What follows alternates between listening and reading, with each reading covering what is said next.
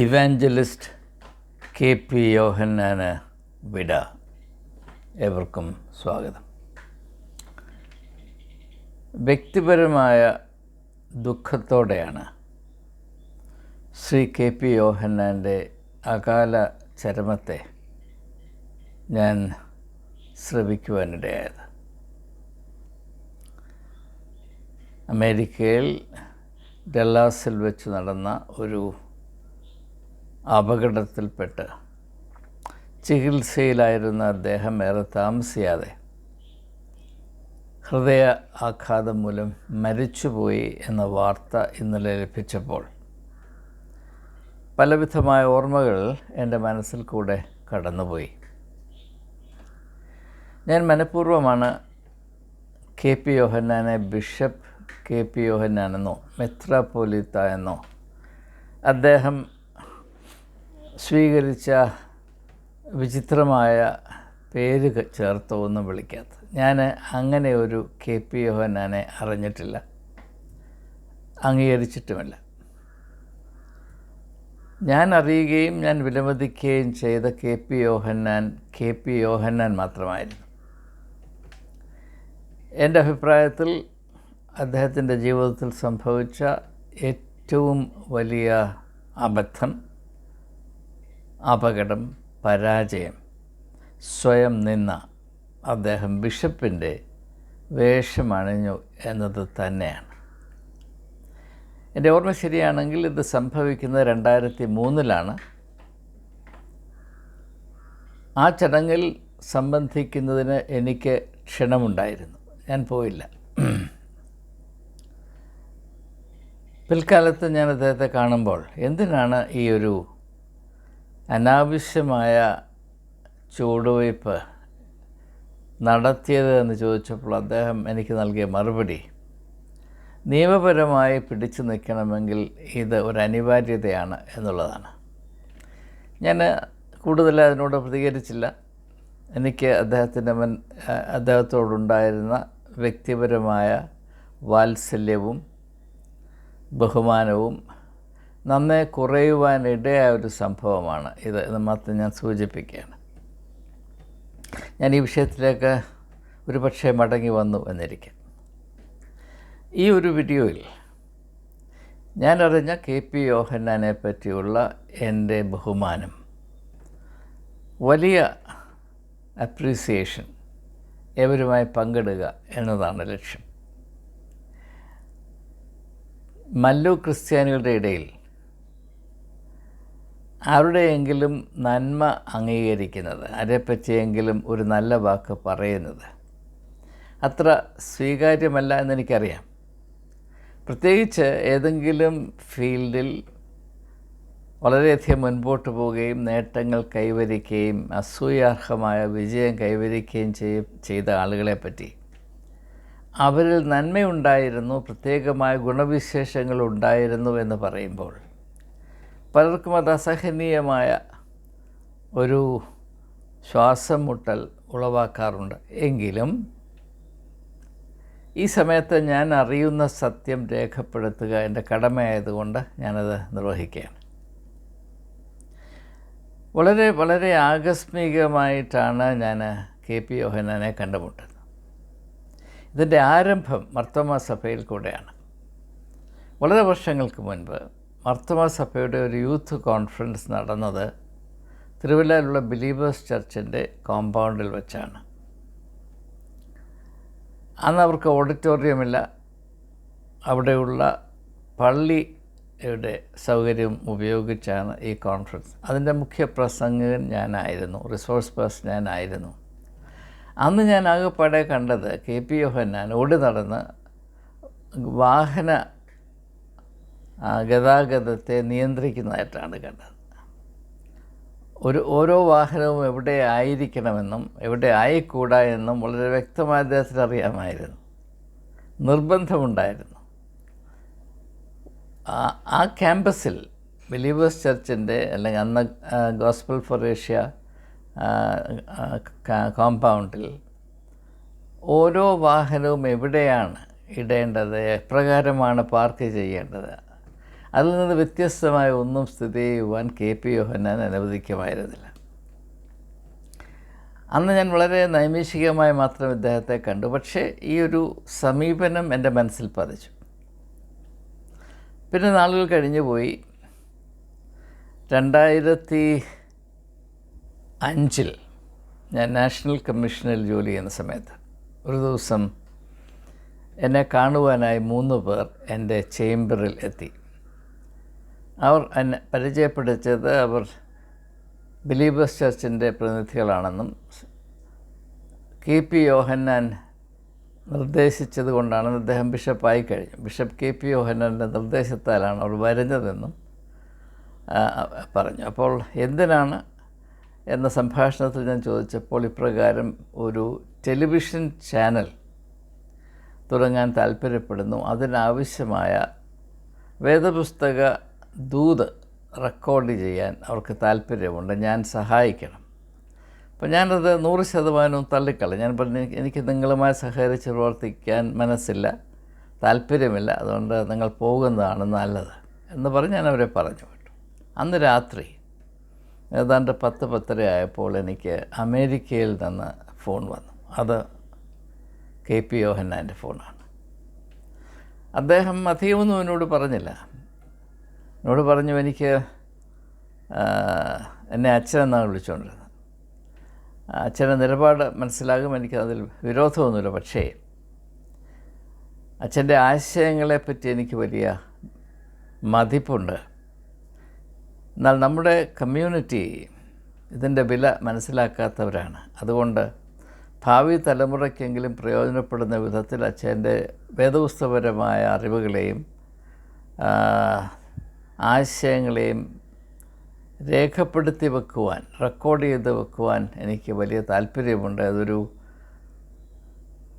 Television channel നടത്തിയോ ഇല്ലയോ എന്നത് മാത്രമല്ല പ്രശ്നം, ഭാവി തലമുറയ്ക്ക് വേണ്ടിയുള്ളൊരു കരുതലാണ് എന്ന് പറഞ്ഞപ്പോൾ അതിനെ നിരാകരിക്കാൻ എനിക്ക് കഴിഞ്ഞില്ല. അപ്പോൾ ഞാൻ പറഞ്ഞു, ഞാൻ സഹകരിക്കാം, പക്ഷേ ഒരു കണ്ടീഷനുണ്ട്.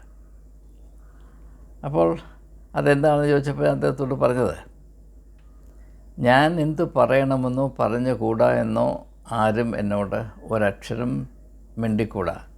മാത്രവുമല്ല, ഞാൻ റെക്കോർഡ് ചെയ്യുന്ന ദൂത് ആരും എഡിറ്റ് ചെയ്യരുത്. ഈ കണ്ടീഷനിലാണെങ്കിൽ ഞാൻ സഹകരിക്കാം. അത് നിരുപാധികമായി സമ്മതിക്കുകയും ഞാൻ ആത്മീയയാത്ര ടെലിവിഷന് വേണ്ടി 160-ൽ പരം സെർമൺസ് 27 മിനിറ്റ് ദൈർഘ്യമുള്ളതും ജ്ഞാനകിരണങ്ങൾ എന്ന പങ്ക്തിയിൽ 350-ൽ പരം വീഡിയോസും ഞാൻ അവർക്ക് ഉണ്ടാക്കി കൊടുത്തു. അത് വളരെയധികം അംഗീകാരം പ്രാപിച്ച ഒരു സംഭാവനയായിരുന്നു എന്ന് മാത്രം ഞാൻ സൂചിപ്പിച്ച ആ കാര്യം വിടുകയാണ്. അപ്പോൾ അദ്ദേഹത്തിൻ്റെ ഒരു പ്രത്യേകതയായിട്ട് ഞാൻ മനസ്സിലാക്കിയത്, നന്മ എവിടെ കണ്ടാലും അല്ലെങ്കിൽ മനുഷ്യർക്ക് പ്രയോജനം വരുന്ന കാര്യങ്ങൾ എവിടെ കണ്ടാലും അതിനെപ്പറ്റി അദ്ദേഹത്തിന് വളരെ സൂക്ഷ്മമായ തിരിച്ചറിവും അതിൻ്റെ വില എന്ത് എന്നറിഞ്ഞ് അതിനെ ആദരിച്ച് മറ്റുള്ളവർക്ക് പ്രയോജനമായി തീരത്തക്കവണ്ണം സംഭരിക്കുകയും വിതരണം ചെയ്യുകയും ചെയ്യുക എന്നത് അദ്ദേഹത്തിൻ്റെ വലിയ ഒരു താല്പര്യമായിരുന്നുവെന്ന് ഈ സമയത്ത് ഞാൻ വളരെ കൃതജ്ഞതയോടുകൂടെയാണ് ഓർക്കുന്നത്. കാരണം ആത്മീയയാത്രയിൽ കൂടെ ഈ മെസ്സേജസ് കണ്ട അനേക അക്രൈസ്തവരായ ആളുകൾ അവർ പിൽക്കാലത്ത് എന്നോട് ബന്ധപ്പെടുകയും അവർക്ക് ഈ സെർമൺസ് എത്രമാത്രം ഉപകാരം ചെയ്തു അല്ലെങ്കിൽ ഉപകരിക്കപ്പെട്ടു എന്ന് എന്നെ അറിയിക്കുകയും ചെയ്തിട്ടുണ്ട്. അങ്ങനെ യേശുവിൻ്റെ വാക്കുകളെ ക്രിസ്ത്യാനികളുടെ മധ്യത്തിൽ നിന്നും മോചിപ്പിച്ച് പൊതുവായ ഒരാത്മീയ വെളിച്ചമാക്കി ഉയർത്തുന്നതിൻ്റെ ഒരു ചെറിയ സംരംഭമെന്ന നിലയിൽ ഇതിന് വഴിയൊരുക്കിയ ശ്രീ KP യോഹന്നാനോടുള്ള എൻ്റെ നന്ദി ഞാൻ ഈ സമയത്ത് രേഖപ്പെടുത്തുകയാണ്. രണ്ടാമതായി, ഞാൻ ഈ മെസ്സേജസ് റെക്കോർഡ് ചെയ്യാനായി തിരുവല്ലയിലുള്ള അവരുടെ സ്റ്റുഡിയോയിൽ രാവിലെ 8 മണി മുതൽ രാത്രി 7 മണി വരെ ഞാൻ നിരന്തരം റെക്കോർഡ് ചെയ്തിട്ടുണ്ട്. ആ സമയത്തൊക്കെ രാത്രി പാർക്കുന്നത് ബിലീവേഴ്സ് ചർച്ചിൻ്റെ കോമ്പൗണ്ടിലാണ്. എന്നെ അത്ഭുതപ്പെടുത്തിയിട്ടുള്ള കാര്യം അതിൻ്റെ ഓരോ അംശത്തിലും KP യോഹന്നാൻ്റെ ശ്രദ്ധ പതിച്ചിരുന്നു എന്ന് മാത്രമല്ല, കേരളത്തിൽ ഇത്ര മനോഹരമായൊരു ക്യാമ്പസ് വേറെ എവിടെയെങ്കിലും ഉണ്ടോ എന്ന് സംശയമാണ്. KP യോഹന്നാനെ സംബന്ധിച്ചിടത്തോളം അദ്ദേഹം വളരെ ക്വാളിറ്റി കോൺഷ്യസ് ആയിരുന്നു. എന്ത് ചെയ്താലും അത് അതിമനോഹരമായി ചെയ്യണം എന്ന നിർബന്ധമുള്ള വ്യക്തിയാണ്. അതൊരു വലിയ നന്മയായിട്ടാണ് ഞാൻ കാണുന്നത്, യാതൊരു സംശയവുമില്ല. കാരണം എന്തുകൊണ്ടോ മലയാളി ക്രിസ്ത്യൻസിൻ്റെ ഇടയിൽ വേണ്ടതുപോലെയുള്ള ക്വാളിറ്റി കോൺഷ്യസ്നെസ് ഇല്ല എന്നത് എന്നെ എപ്പോഴും അലട്ടിയിട്ടുണ്ട്. ഞാൻ സെൻറ്റ് സ്റ്റീഫൻസ് കോളേജിൽ സേവനമനുഷ്ഠിക്കുന്ന കാലത്തൊക്കെയും എൻ്റെ മനസ്സിലുണ്ടായിരുന്ന ഒരു സന്തോഷം അതിൻ്റെ ക്യാമ്പസാണ്. അത് ഇംഗ്ലീഷുകാർ വിഭാവന ചെയ്ത ഒരു സംസ്കാരമാണ്. നാം ആയിരിക്കുന്ന സാഹചര്യങ്ങൾ നമ്മെ നന്നായി ബാധിക്കുന്നുണ്ട്. നാം ആയിരിക്കുന്ന അവസ്ഥകൾ പകിട്ട് ഇല്ലാത്തതും അല്ലെങ്കിൽ മേന്മയില്ലാത്തതും തിന്മ കൊണ്ട് നിറഞ്ഞതുമാണ്, അല്ലെങ്കിൽ അഴുക്ക് അവിടെ ഇവിടെയൊക്കെ കിടക്കുന്നു. ഇത് നമ്മുടെ ബോധതലത്തെ എപ്പോഴും സ്പർശിച്ചു കൊണ്ടേയിരിക്കും. നമുക്കറിയാം, ഭാരതത്തിൽ പൊതുവെ ഈ പരിസരങ്ങൾ വൃത്തിയായി സൂക്ഷിക്കണമെന്നതിനെ പറ്റിയുള്ള വേണ്ടതുപോലെ ഒരു അറിവില്ല, ഒരു ബോധമില്ല. മഹാത്മാഗാന്ധി തൻ്റെ ആത്മകഥയായ the story of my experiments with truth അതിൽ ഉന്നയിക്കുന്ന ഒരു പ്രധാനപ്പെട്ട ചോദ്യം, എന്തുകൊണ്ടാണ് ഭാരതത്തിൽ ഏറ്റവും വിശുദ്ധമെന്ന ആളിൽ കരുതുന്ന പട്ടണം ഏറ്റവും വൃത്തികേട് കൊണ്ട് നിറഞ്ഞിരിക്കുന്നത്? Why are holy cities so unclean എന്ന് തന്നെ ചോദിക്കുന്നുണ്ട്.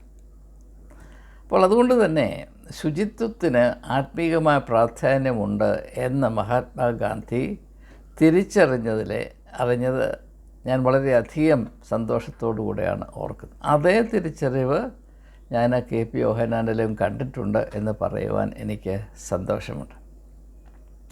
അദ്ദേഹത്തിൻ്റെ സൗന്ദര്യബോധം, മികച്ച അവസ്ഥ സൃഷ്ടിക്കുന്നതിനും നിലനിർത്തുന്നതിനും അദ്ദേഹം കാണിച്ച അതുല്യമായ താല്പര്യവും പാഠവും, കോമ്പറ്റൻസ്, എബിലിറ്റി, ആ തിരുവല്ലയിലുള്ള ബിലീവേഴ്സ് ചർച്ച് ക്യാമ്പസ് അതിൻ്റെ ഓരോ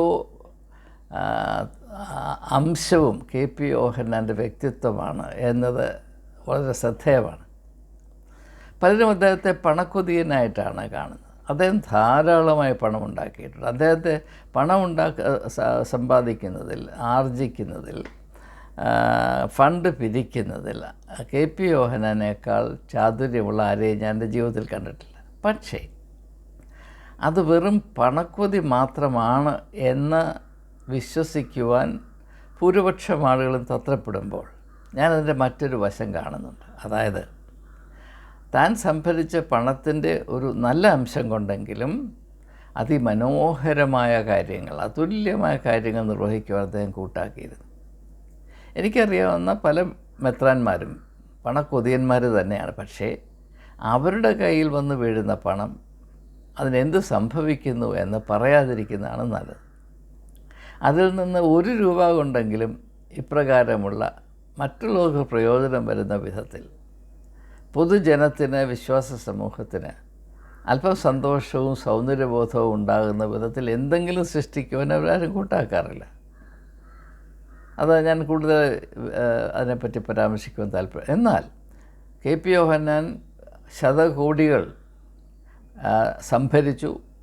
അതുകൊണ്ട് അതുല്യമായ പല സൃഷ്ടികളും അദ്ദേഹം ക്രിസ്തീയ സമൂഹത്തിന് നൽകി എന്നതിനെപ്പറ്റി എന്തുകൊണ്ടാണ് നമ്മുടെ ഇടയിൽ വേണ്ടത്ര ഒരു അറിവും അപ്രീസിയേഷനും ഇല്ലാത്തത് എന്ന് ഞാൻ ചിന്തിക്കാറുണ്ട്. മറ്റ് അദ്ദേഹത്തെപ്പറ്റി ഞാൻ ഓർക്കുമ്പോൾ സന്തോഷത്തോടെ ഓർക്കുന്നൊരു കാര്യം, അദ്ദേഹം യഥാർത്ഥത്തിൽ വചനത്തെ സ്നേഹിച്ചിരുന്നു എന്നുള്ളത് തന്നെയാണ്. പല അവസരങ്ങളിലും ഞാൻ എൻ്റെ വചന ശുശ്രൂഷ ശ്രവിച്ച ശേഷം അദ്ദേഹം ഒരു കൊച്ചു കുഞ്ഞിൻ്റെ അത്ഭുതത്തോടുകൂടെ ഞാൻ ഇത്രയും നാളിത് വായിച്ചിട്ടും എനിക്കിത് തിരിഞ്ഞില്ലല്ലോ, അച്ഛൻ പറഞ്ഞപ്പോഴാണ് അങ്ങനെയാണല്ലോ എന്നെനിക്ക് മനസ്സിലായത് എന്ന് അദ്ദേഹം ബിഷപ്പായി കഴിഞ്ഞ ശേഷം എത്രയോ തവണ എന്നോട് പറഞ്ഞിട്ടുണ്ട്. മാത്രവുമല്ല, ഓരോ ആശയങ്ങളും വളരെ സൂക്ഷ്മമായി അദ്ദേഹം മനസ്സിലാക്കുകയും ഓർത്തിരിക്കുകയും, ഞാൻ ചെയ്ത പ്രസംഗങ്ങളുടെ ആശയം 10 വർഷം 15 വർഷം ത്തിന് ശേഷം അതുപോലെ എന്നോട് അദ്ദേഹം ഉദ്ധരിച്ച അനേക സംഭവങ്ങൾ, അനുഭവങ്ങൾ എനിക്കുണ്ടായിട്ടുണ്ട്. അപ്പോൾ ആശയങ്ങളോട് KP യോഹന്നാൻ ഉണ്ടായിരുന്ന ആ ഒരു അനുരാഗം, ഒരു താല്പര്യം, ഒരു സ്നേഹം, ഒരു പ്രേമം, അത് അധികമൊന്നും മെത്രാന്മാരെ ഞാൻ കണ്ടിട്ടില്ല. അപ്പോൾ അദ്ദേഹം പണക്കൊതിയൻ മാത്രമായിരുന്നു എന്നുള്ളതല്ല, അദ്ദേഹം ആശയങ്ങളെ സ്നേഹിക്കുന്ന ഒരു വ്യക്തി കൂടെ ആയിരുന്നു എന്ന് പരക്കെ ആളുകൾ മറന്നു പോകുന്നതുകൊണ്ട് ഞാൻ സൂചിപ്പിക്കുകയാണ്. അതുപോലെ തന്നെ അദ്ദേഹത്തിൻ്റെ ഓർഗനൈസേഷണൽ എബിലിറ്റി, അതിനൊന്നും പകരം വെക്കാൻ ആളില്ല. ഞാനെൻ്റെ ജീവിതത്തിൽ അങ്ങനെ ഒരു വ്യക്തിയെ കണ്ടിട്ടില്ല. അദ്ദേഹം ഇത്രയുമൊക്കെ നേടിയെടുത്തത് ചുമ്മാതല്ല, വയർ നിറച്ച് ഉണ്ടിട്ടോ അല്ലെങ്കിൽ പുളുവടിച്ച് സമയം കളഞ്ഞിട്ടോ ഒന്നുമല്ല. അദ്ദേഹം നന്നായി അധ്വാനിച്ച വ്യക്തിയാണ്. ദൈവം നൽകിയ താലന്തുകൾ വളരെ കാര്യക്ഷമമായി ഉപയോഗിച്ച വ്യക്തിയാണ്. ഇങ്ങനെയുള്ള കാര്യങ്ങൾ അദ്ദേഹം ഒരു മാതൃകാ പുരുഷൻ തന്നെയാണ്, യാതൊരു സംശയവും എൻ്റെ മനസ്സിലില്ല. എന്നാൽ ആശയങ്ങളെ അറിയുന്നത് മാത്രമല്ല, വളരെ ലാളിത്യത്തോടുകൂടെ കൈകാര്യം ചെയ്യാൻ KP യോഹന്നാൻ ഉണ്ടായിരുന്നത്രയും പാടവം എനിക്കുണ്ടായിരുന്നെങ്കിൽ എന്ന് ഞാൻ വളരെയധികം ആഗ്രഹിച്ചിട്ടുണ്ട്. ഒരു ചെറിയ ഉദാഹരണം പറഞ്ഞാൽ, കള്ള് കുടിക്കുന്നതിനെപ്പറ്റി അത് ഉപേക്ഷിക്കണമെന്ന ആശയത്തിൽ അദ്ദേഹം എഴുതിയ പുസ്തകത്തിൻ്റെ ശീർഷകം എന്താണ്? അച്ചായ കുടിക്കരുത്, അച്ചായ കുടിക്കരുത്. അങ്ങനെ നമ്മളാരും ഒരു ശീർഷകം, ഞാനാണെങ്കിൽ എൻ്റെ മനസ്സിൽ അങ്ങനെ വരികയില്ല. ഞാനതിനൊരു അക്കാദമികമായ ഒരു പൊടിപ്പും തൊങ്ങലും ഒക്കെ വെച്ച് വലിയ വാക്കുകളൊക്കെ വെച്ചുണ്ടാക്കും. പക്ഷെ അദ്ദേഹം അങ്ങനെയല്ല. അനേക പുസ്തകങ്ങൾ, ഏതാണ്ട് 200, 250, 300 പുസ്തകങ്ങൾ അദ്ദേഹം എഴുതിയിട്ടുണ്ട്. ഈ പുസ്തകങ്ങളിലൊന്നും വലിയ ആശയങ്ങളൊന്നും ഞാൻ കണ്ടിട്ടില്ല. ഞാൻ അധിക പുസ്തകങ്ങൾ വായിച്ചിട്ട് കൂടിപ്പോയ 4-5 പുസ്തകങ്ങൾ വായിച്ചു കാണും. ഇതിലൊന്നും വലിയ ആശയങ്ങളൊന്നുമില്ല. എന്നാൽ ഈ ആശയങ്ങൾ അവതരിപ്പിക്കുന്നതിൽ അദ്ദേഹത്തിന് പ്രത്യേകമായൊരു പാഠവും ഉണ്ടായിരുന്നു എന്ന് പറയാതിരിക്കാൻ നിവൃത്തിയില്ല. ഇതൊക്കെ നാം ഓർക്കുമ്പോൾ അദ്ദേഹത്തിൻ്റെ ആരംഭം എവിടെ നിന്നായിരുന്നു എന്ന് നാം മനസ്സിലാക്കണം. പലരും അദ്ദേഹത്തെ താറാവ് മെത്ര ചിലന്ന് പറഞ്ഞ് കളിയാക്കാറുണ്ട്. ഞാൻ KP യോഹന്നാനെ ഏറ്റവും കൂടുതൽ ബഹുമാനിക്കുന്നത് അദ്ദേഹത്തിൻ്റെ ആരംഭം എളിമയിൽ നിന്നായിരുന്നു എന്നാണ്, ഒന്നുമില്ലായ്മയിൽ നിന്ന്. അതിൻ്റേതായ മാഹാത്മ്യം നാം കൽപ്പിക്കണം. ആ ഒരു സാഹചര്യത്തിൽ നിന്ന് ഉയർന്ന് ആഗോളതലത്തിൽ ഇത്രമാത്രം പ്രാഗൽഭ്യത്തോടെ നിലകൊള്ളുവാൻ, അനേക രാജ്യങ്ങളെ സ്വാധീനിക്കുവാൻ അദ്ദേഹത്തിന് കഴിഞ്ഞു എന്ന് പറയുമ്പോൾ ഞാൻ അല്പം അത്ഭുതത്തോടും അതുപോലെ തന്നെ അസൂയയോടും കൂടെയാണ് ഈ ഒരു യാഥാർത്ഥ്യത്തെ തിരിച്ചറിയുന്നത് എന്ന് പറയാതിരിക്കാൻ നിവൃത്തിയില്ല. എനിക്ക് അദ്ദേഹത്തെ പറ്റി പല കാര്യങ്ങൾ പറയാനുണ്ട്, ഞാൻ ദീർഘിപ്പിക്കുന്നില്ല. എന്നാൽ ഇനിയും ആവശ്യമായി പറയേണ്ട ഒരു കാര്യം, അദ്ദേഹത്തിൻ്റെ കാര്യമായി തെറ്റുപറ്റിപ്പോയി എന്നുള്ളത് തന്നെയാണ്. അദ്ദേഹത്തിൻ്റെ ആത്മീയമായ അധപ്പതനം ആരംഭിക്കുന്നത് ഞാൻ ആദ്യം സൂചിപ്പിച്ചതുപോലെ 2003 എൻ്റെ ഓർമ്മ ശരിയാണെങ്കിൽ. അദ്ദേഹം ഒരു മെത്രാൻ്റെ പരിവേഷം അണിഞ്ഞ് മതത്തിൻ്റെ നാടകശാലയിൽ ഒരു പുതിയ റോളിൽ അഭിനയിക്കാൻ തുടങ്ങിയപ്പോൾ തൊട്ടാണ് ഇദ്ദേഹത്തിൻ്റെ ആത്മീയമായ അധപ്പതനത്തിൻ്റെ ആരംഭം എന്ന് പറയാതിരിക്കാൻ നിവൃത്തിയില്ല. അതേറ്റവും ദൗർഭാഗ്യകരമായ ഒരു കാൽവെപ്പായി പോയി. അതില്ലായിരുന്നുവെങ്കിൽ ഒരു പക്ഷേ KP യോഹന്നാൻ ഇന്നും ജീവിച്ചിരിക്കുമായിരുന്നു എന്നാണ് ഞാൻ വിശ്വസിക്കുന്നത്. ഇദ്ദേഹം ബിഷപ്പായ ശേഷവും ദീർഘനാൾ ജീവിതത്തിൻ്റെ ലാളിത്യവും മറ്റുള്ളവരോട് ഇടപെടുന്നതിനുള്ള സാമാന്യ ബോധവും സാമാന്യതയും അദ്ദേഹം പരിപാലിക്കാൻ ശ്രമിച്ചിരുന്നു. മറ്റുള്ളവരെ പറ്റി കരുതുവാൻ KP യോഹന്നാന് പ്രത്യേകമായ ഒരു ആത്മീയ ബോധമുണ്ടായിരുന്നു. എൻ്റെ ഒരു അനുഭവം പറഞ്ഞാൽ, ഞാൻ 2007 സെൻറ്റ് സ്റ്റീഫൻസ് കോളേജിൻ്റെ പ്രിൻസിപ്പലായ ശേഷം വളരെയധികം ക്ലേശകരമായ അരിഷ്ടതയേറിയ അനുഭവത്തിൽ കൂടെയാണ് 9 വർഷം ആ ചുമതല നിർവഹിച്ചുകൊണ്ടേയിരുന്നത് എന്ന് നിങ്ങളിൽ ചിലർക്കെങ്കിലും അറിയാൻ ഞാൻ അതിനെപ്പറ്റി അതിൻ്റെ ചില അംശങ്ങൾ ഉൾക്കൊള്ളിച്ച് ഒരു പുസ്തകം എഴുതിയിട്ടുണ്ട്. ആ പുസ്തകത്തിൻ്റെ പേര് ഓൺ എ സ്റ്റോമി കോഴ്സ് എന്നാണ്, കൊടുങ്കാറ്റിൻ്റെ വഴിയെ. അത് വായിച്ചാൽ നിങ്ങൾക്ക് മനസ്സിലാകും എൻ്റെ അനുഭവങ്ങൾ എന്തായിരുന്നു. പലപ്പോഴും നാളെ എനിക്ക് കാണാൻ കഴിയുകയില്ല എന്ന അവസ്ഥയിൽ ഞാൻ കഴിഞ്ഞു പോയിട്ടുണ്ട്. മരണഭീതിയിൽ ജീവിക്കേണ്ടി വന്നിട്ടുണ്ട്. ആയുധധാരികളായ സെക്യൂരിറ്റി ഫോഴ്സസിനെ കൊണ്ട് ഞാൻ നടക്കാവൂ എന്ന് എൻ്റെ അഭ്യുദയകാംക്ഷികൾ എന്നെ ഉപദേശിക്കുകയും നിർബന്ധിക്കുകയും ചെയ്ത അനേക കാര്യങ്ങളുണ്ടായിട്ടുണ്ട്. ഈ സമയത്തൊന്നും കേരളത്തിലെ ഒരു മെത്രാനും, എന്നെ അറിയാൻ മേത്ത മെത്രാന്മാർ വളരെ ചുരുക്കമാണ്. ഞാനിത് അഹങ്കാരമായിട്ട് പറയുന്നതല്ല, ഒരു വസ്തുത പറയുന്നതാണ്. കാരണം ഞാൻ നാഷണൽ കമ്മീഷനിൽ ജോലി ചെയ്യുമ്പോൾ ഭാരതത്തിലെ എല്ലാ ക്രിസ്തീയ സഭകളെയും പ്രതിനിധീകരിച്ചാണ് ജോലി ചെയ്തിട്ടുള്ളത്. മാത്രവുമല്ല, ഞാനൊരു കൺവെൻഷൻ പ്രസംഗകനെന്ന നിലയിൽ മിക്കവാറും എല്ലാ സഭകളുമായി സഹകരിക്കുകയും വചന ശുശ്രൂഷാപരമായ അവരുമായി ബന്ധപ്പെടുത്തുകയും ചെയ്തിട്ടുള്ളതാണ്. അപ്പോൾ ഞാൻ ഈ കഷ്ടവും അരിഷ്ടതയും അനുഭവിച്ചത് ക്രിസ്തീയ വിദ്യാർത്ഥികൾക്ക് സെൻറ്റ് സ്റ്റീഫൻസ് കോളേജിൽ അവസരം ലഭിക്കത്തക്കോണം ഒരു അഡ്മിഷൻ പോളിസി ഉണ്ടാക്കിയതിൽ വരേണ്യ ഹിന്ദു വർഗത്തിൻ്റെ വലിയ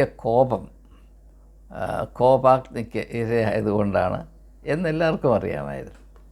എന്നാൽ ഈ മനുഷ്യൻ ജീവിച്ചിരിപ്പുണ്ടോ ഇല്ലയോ എന്ന് ഒന്ന് ഫോൺ വിളിച്ച് ചോദിച്ച ഏക വ്യക്തി KP യോഹന്നാൻ മാത്രമാണ്. ഞാൻ ഒരിക്കലും മറക്കുകയില്ല. എല്ലാ മാസവും അദ്ദേഹം മുറ തെറ്റാതെ എന്നെ വിളിക്കുകയും അച്ചാച്ചന് വേണ്ടി പ്രാർത്ഥിക്കാൻ ഞങ്ങളുടെ എല്ലാ സഭകളെയും ഞാൻ നിർബന്ധിക്കുന്നുണ്ട്, ഞാനും പ്രാർത്ഥിക്കുന്നുണ്ട് എന്ന് എല്ലാ മാസവും എന്നെ വിളിച്ച് അറിയിച്ചിട്ടുള്ള വ്യക്തി KP യോഹന്നാൻ മാത്രമാണ്. ഞാൻ അദ്ദേഹത്തിൻ്റെ സഭയുടെ അംഗമായിരുന്നില്ല. ഞാൻ CSIക്കാരനായിരുന്നു. പിന്നെ വടക്കേന്ത്യയിൽ പോയ ശേഷം ചർച്ച് ഓഫ് നോർത്ത് ഇന്ത്യയിൽ അംഗമായി അവിടെ നിന്നാണ് പട്ടത്വം ഏറ്റെടുത്തത്. എന്നാൽ CSIയിലുള്ള ബിഷപ്പന്മാരാകട്ടെ, ചർച്ച് ഓഫ് നോർത്ത് ഇന്ത്യയിലെ ഒരു ബിഷപ്പാണ് എന്നെ ഏറ്റവും കൂടുതൽ പീഡിപ്പിച്ചത്. എനിക്ക് വളരെയധികം പരിചയമുള്ള മാർത്തോമാ സഭയിലെ മെത്രാന്മാരാകട്ടെ, കത്തോലിക്ക സഭയിൽ അനേക മെത്രാന്മാർക്ക് എന്നെ നല്ല പരിചയമുണ്ടായിരുന്നു. ഇവരാരും തന്നെ പോട്ടെ, മെത്രാന്മാർ വളരെ ബിസിയായിട്ടുള്ള ആളുകളാണ്. വിശ്വാസികൾ, ഞാൻ ആർക്ക് വേണ്ടിയാണോ ഈ മരണതുല്യമായ വേദന ഏറ്റുവാങ്ങിയത്, അവരിൽ ആരും തന്നെ ഒരിക്കൽ പോലും കൂട്ടാക്കിയിട്ടില്ല. നമ്മൾ വലിയ കാര്യമൊക്കെ പറയുന്നു, പക്ഷേ അനുഭവത്തോട് അടുക്കുമ്പോൾ അറിയാൻ സത്യം എന്താണ്. എന്നാൽ എനിക്ക് വേണ്ടി ദിവസവും അമ്പലങ്ങളിൽ പോയി പ്രാർത്ഥിക്കുന്ന ഹിന്ദുക്കളുണ്ടായിരുന്നു, അന്യമതക്കാരുണ്ടായിരുന്നു. എൻ്റെ കൂടെ നിൽക്കുവാൻ സിഖ് മതത്തിലുള്ള ആളുകളുണ്ടായിരുന്നു. ഒരു ക്രിസ്ത്യാനിയെ പോലും ഞാൻ കണ്ടില്ല. കാരണം നമ്മുടെ അവസ്ഥ അതാണ്. ഞാൻ അതിനെപ്പറ്റി കൂടുതലായി പ്രതിപാദിക്കുന്നില്ല. വ്യക്തിപരമായ അനുഭവങ്ങളോ വികാരങ്ങളോ പ്രസ്താവിക്കാനുള്ള അവസരമല്ലല്ലോ. എന്നാൽ KP യോഹന്നാൻ വ്യത്യസ്തനായിരുന്നു എന്ന് പറയാതിരിക്കാൻ യാതൊരു മാർഗവുമില്ല. അത് സത്യമാണ്. ഞാൻ ആ സത്യത്തെ സാക്ഷീകരിക്കാൻ. എങ്കിലും അതിനുശേഷം ഞാൻ 2016 ജോലിയിൽ നിന്ന് രാജിവെച്ച് കേരളത്തിൽ വന്നപ്പോൾ എന്നെ ആദ്യം വിളിച്ചത് KP യോഹന്നാനാണ്. എന്നിട്ട് പറഞ്ഞു, എനിക്ക് അച്ഛനെ ഒന്ന് കാണണം എന്ന് പറഞ്ഞു. അപ്പോൾ ഞാൻ പറഞ്ഞു, ഏറെ താമസിയാതെ ഞാൻ തിരുവല്ലയിൽ വരുന്നതാണ്, അപ്പോൾ കാണാം. അങ്ങനെ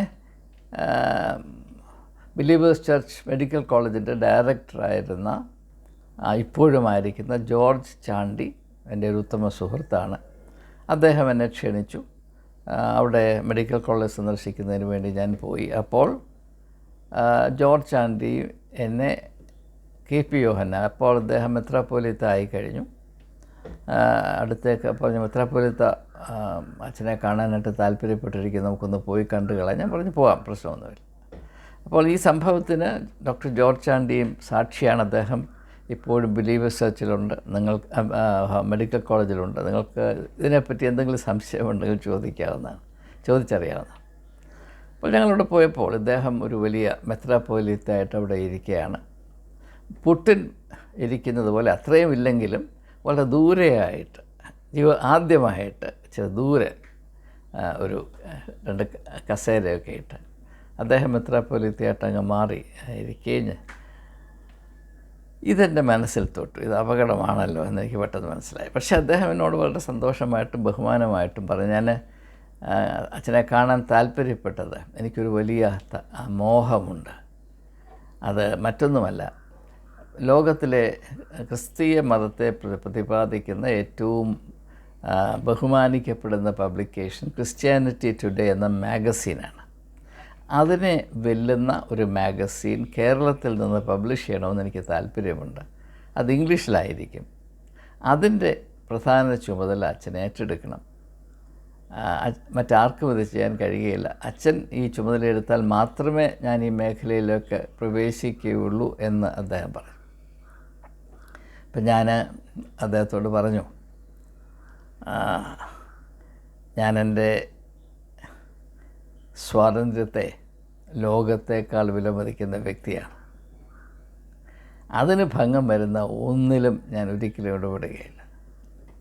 അപ്പോൾ ഇതിനു മുമ്പ് തന്നെ അദ്ദേഹം, ഞാൻ കേരളത്തിൽ വന്ന ശേഷം ഞാൻ ബിലീവേഴ്സ് ചർച്ചിനോട് ചേർന്ന് പ്രവർത്തിക്കണമെന്ന് 2 തവണ ഫോണിൽ വിളിച്ച് എന്നോട് അഭ്യർത്ഥിച്ചതാണ്. ആ സമയത്തൊന്നും ഞാൻ വേണമെന്നോ വേണ്ട എന്നും പറയാതെ ഒഴിഞ്ഞു മാറി നിൽക്കുന്ന സമയത്താണ് ഇത് സംഭവിക്കുക.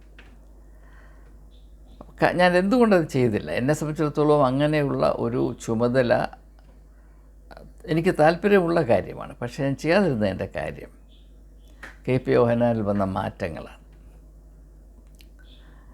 അത് ഒരു സ്ഥാനം ഏറ്റെടുക്കുമ്പോൾ ഒരു വ്യക്തിയിൽ സംഭവിക്കുന്ന വൈകല്യമാണ്.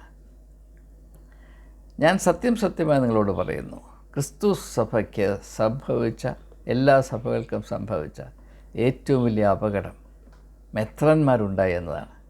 കാരണം അവർ മെത്രാന്മാരായി കഴിഞ്ഞാൽ പിന്നെ അവർ സാധാരണ മനുഷ്യരൊന്നുമല്ല. അവർ സ്വർഗത്തിൽ നിന്ന് നേരെ കെട്ടിയിറക്കിയ ആളുകളാണ്. സാധാരണ ആളുകളെ കണ്ട അവർക്ക് പുച്ഛമാണ്. അങ്ങനെയുള്ളവരെ മാറ്റി നിർത്തണം. തങ്ങളതാണ്ട് പ്രത്യേക സബ്സ്റ്റൻസ് കൊണ്ട് ഉണ്ടാക്കപ്പെട്ടവരാണ് എന്നുള്ള ഈ ഒരു മിഥ്യയ്ക്ക് അവർ ഇരകളായിത്തീരും. അത് KP യോഹന്നാൻ്റെ ജീവിതത്തിലും വളരെ ദൗർഭാഗ്യകരമെന്ന് പറയട്ടെ സംഭവിച്ചു. അതോടുകൂടെ KP യോഹന്നാനെ പറ്റി എനിക്കുണ്ടായിരുന്ന വലിയ അപ്രീസിയേഷൻ, ബഹുമാനം 100% നശിച്ചു പോയി. ഞാൻ പിന്നെ ഒരിക്കലും അദ്ദേഹത്തെ കണ്ടിട്ടില്ല, ആ ഭാഗത്തേക്ക് തിരിഞ്ഞു നോക്കിയിട്ടില്ല എന്നതാണ് എൻ്റെ യാഥാർത്ഥ്യം. എന്നാൽ ഞാൻ വീണ്ടും നിങ്ങളോട് പറയുന്നു, ഞാൻ എൻ്റെ ജീവിതകാലത്ത് ക്രിസ്തീയ ഗോളത്തിൽ, കേരളത്തിലും ഭാരതത്തിലാകമാനം ക്രിസ്തീയ ഗോളത്തിൽ കണ്ടുമുട്ടിയിട്ടുള്ള എല്ലാ വിശ്വാസികളിലും വെച്ച് KP യോഹന്നാൻ ഏറ്റവും തലയെടുപ്പുള്ള ആൾ തന്നെയായിരുന്നു, സംശയമില്ല. അദ്ദേഹത്തെക്കാൾ ഓർഗനൈസേഷണൽ ജീനിയസ് ഉള്ള ഒരു വ്യക്തിയെയും ഞാൻ എൻ്റെ ജീവിതത്തിൽ ക്രിസ്ത്യാനികളുടെ ഇടയിലോ അക്രൈസ്തവരുടെ ഇടയിലോ ഞാൻ കണ്ടിട്ടില്ല. അദ്ദേഹത്തെക്കാൾ സൗന്ദര്യബോധമുള്ള ആളുകളെ ഞാൻ കണ്ടിട്ടില്ല. അദ്ദേഹത്തെക്കാൾ എന്താണ് പറയുക, താല്പര്യം, zealous, keen motivation, clarity of purpose ഉള്ള ആളുകൾ നന്നേ കുറവാണ്. ചെയ്യുന്നതെല്ലാം ഏറ്റവും ഭംഗിയായി നിർവഹിക്കണം നിർബന്ധമുള്ള ആളുകൾ അദ്ദേഹത്തോട് താരതമ്യപ്പെടുത്താവുന്ന ആൾ നന്നേ കുറവാണ്. KP യോഹന്നാൻ അതുല്യമായൊരു പ്രതിഭാസമായിരുന്നു. പക്ഷേ ആ പ്രതിഭാസത്തിൽ തന്നെ ലൗകികമായ ഘടകങ്ങൾ ആത്മീയമായ ഗോളത്തിൽ നുഴഞ്ഞു കയറുമ്പോൾ എന്തെല്ലാം വൈകല്യങ്ങൾ സംഭവിക്കും എന്നതിൻ്റെ ഒരു ഉത്തമ ഉദാഹരണം കൂടെയാണ് KP യോഹന്നാൻ. അദ്ദേഹത്തിൻ്റെ ഉയർച്ചയും തളർച്ചയും എന്ന് വളരെയധികം ബഹുമാനത്തോടും അതേ തോതിൽ സങ്കടത്തോടും നിരാശയോടും പ്രഖ്യാപിക്കേണ്ട ഒരു പ്രത്യേക വൈകാരിക അവസ്ഥയിലാണ് ഞാൻ. ഇനിയും ബിലീവേഴ്സ് ചർച്ചിൻ്റെ മുൻപോട്ടുള്ള യാത്ര എന്തായിരിക്കും? 10 രാജ്യങ്ങളിലായി പടർന്ന് ഏതാണ്ട് 20 ലക്ഷത്തോളവും വിശ്വാസികൾ അംഗങ്ങളായിട്ടുള്ള ഈ സഭ, ഭാരതത്തിലെ ഏറ്റവും പെട്ടെന്ന് വളർന്ന സഭ, അതിൻ്റെ ദ്രുതഗതിയിലുള്ള വളർച്ച തന്നെ ഒരു അപകടമാണ് എന്ന് ഒരിക്കൽ ഞാൻ KP യോഹന്നാനോട് പറഞ്ഞിട്ടുള്ളതാണ്. അത് വേണ്ടതുപോലെ കൈകാര്യം ചെയ്യുവാൻ കഴിവുള്ള ആളുകൾ ഇതിനകത്തില്ല എന്നതും ഒരു പ്രത്യേകമായ പ്രശ്നമാണ്. അതിൻ്റെ കാരണം എന്താണെന്ന് ചോദിച്ചാൽ, അതുകൂടെ പറഞ്ഞിട്ട് നിർത്താൻ പോവുകയാണ്. KP യോഹന്നാനിൽ വളരെയധികം നന്മകളുണ്ടായിരുന്നുവെങ്കിലും അദ്ദേഹത്തിൻ്റെ സ്വഭാവത്തിലെ ഏറ്റവും വലിയ വൈകല്യം അദ്ദേഹം ഒരു കൺട്രോൾ ഫ്രീക്ക് ആയിരുന്നു എന്നുള്ളതാണ്. എല്ലാം സ്വന്തം ചൊൽപ്പടിയിൽ നിന്നാൽ മാത്രമേ അദ്ദേഹത്തിന് ഉറക്കം വരികയുള്ളൂ.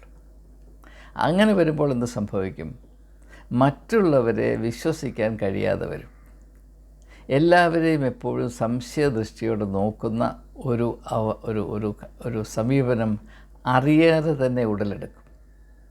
അതിൻ്റെ ഫലമായി കഴിവുള്ള ആളുകൾ, സത്യസന്ധരായ ആളുകൾ, ആത്മാഭിമാനമുള്ള ആളുകൾ, സ്വതന്ത്രമായി ചിന്തിക്കുകയും സത്യസന്ധമായ നിലപാടെടുക്കുന്ന ആളുകളെ അധിക നാൾ വെച്ച് പൊറപ്പിപ്പാൻ കഴിവില്ലാത്തൊരവസ്ഥയിലേക്ക് നാം അറിയാതെ മാറിപ്പോകും. അത് KP യോഹന്നാൻ്റെ ഒരു വലിയ പ്രശ്നമായിരുന്നു. അതുകൊണ്ട് തന്നെ തക്കതായ ഒരു നേതൃത്വ നിര സൃഷ്ടിക്കുന്നതിൽ അദ്ദേഹം മുമ്പേ പരാജയപ്പെട്ടു. അത് ഈ ഒരു വലിയ പ്രസ്ഥാനത്തെ വരും കാലങ്ങളിൽ കാര്യമായി ബാധിക്കുമെന്ന ഒരു വലിയ ഭീതിയും വേദനയും ഞാൻ ഈ സമയത്ത് അനുഭവിക്കുന്നുണ്ട്. ഏതായാലും KP യോഹന്നാൻ നമ്മുടെ കാലത്ത് ജീവിക്കുകയും അകാല ചരമം പ്രാപിക്കുകയും ചെയ്തു.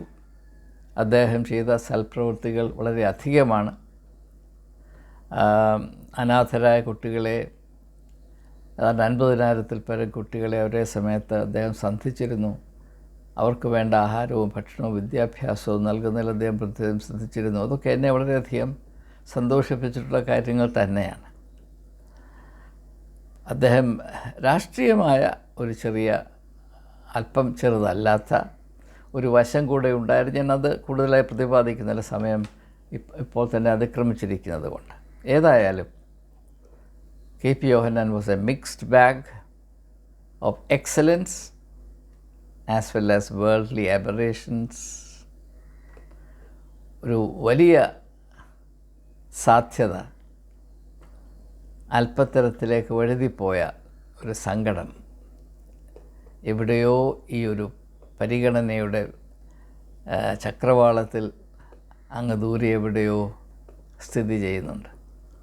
എങ്കിലും ചെറുപ്പം മുതലേ ആത്മീയഗോളത്തിലേക്ക് കടന്നു വരികയും ദൈവം തനിക്ക് നൽകിയ കഴിവുകൾ ഉപയോഗിച്ച് തന്നാലാകുന്ന നന്മകളൊക്കെയും ചെയ്യുവാൻ അനവരതം അധ്വാനിക്കുകയും എന്നാൽ തൻ്റെ പരിമിതികളെ മനസ്സിലാക്കുന്നതിൽ വേണ്ടതുപോലെ ശ്രദ്ധ ചെലുത്താതെ ഭൗതികമായ വലിയ വിജയത്തിൽ മതിമറന്ന് ലൗകികമായ മാർഗത്തിൽ വളരെയധികം മുൻപോട്ട് പോവുകയും ചെയ്തതിൻ്റെ ഫലമായി തികച്ചും യുക്തിപരമായി സംഭവിക്കാവുന്ന പാളിച്ചകൾ, അതിൻ്റെ ഭാരം പേറി ഇനിയും അധികനാൾ KP യോഹന്നാന് ജീവിക്കാൻ സാധ്യമല്ല എന്ന് ഏതാണ്ട് 5 വർഷത്തിന് മുൻപ് എനിക്ക് വ്യക്തമായി അറിയാമായിരുന്നു. അതുകൊണ്ട് തന്നെ ഇദ്ദേഹം അധികനാൾ ഇനിയും ജീവിച്ചിരിക്കുകയില്ല എന്ന ഒരു നേരിയ ബോധം എനിക്കുണ്ടായിരുന്നു. എന്നാൽ ഇപ്രകാരം അപകടത്തിൽ കൂടെ അദ്ദേഹം മരിക്കുമെന്ന് എനിക്ക് യാതൊരു വിധത്തിലും അറിവുണ്ടായിരുന്നില്ല, പ്രതീക്ഷയും ഉണ്ടായിരുന്നില്ല. എന്നാൽ അങ്ങനെ സംഭവിച്ചു. അധികനാൾ കിടന്ന് നിരയിക്കാതെ അദ്ദേഹം ഈ ലോകത്തോട് യാത്ര പറഞ്ഞത് ഉചിതമാണ്. അദ്ദേഹം ആരംഭിച്ച പ്രസ്ഥാനം ഇങ്ങനെയുള്ള സംഭവങ്ങളിൽ കൂടെ കൂടുതൽ പരിശുദ്ധമായി, അത് ദൈവികമായ വെളിച്ചം ലോകത്തിന് സാക്ഷീകരിക്കത്തക്കവണ്ണം കൂടുതൽ ആത്മീയമായ പ്രബുദ്ധത പ്രാപിക്കുവാൻ ഇടയാകട്ടെ എന്ന് മാത്രം പ്രാർത്ഥിച്ചുകൊണ്ട് വാക്കുകൾ ഉപസംഹരിക്കുന്നു. ഏവർക്കും എൻ്റെ നമസ്കാരം.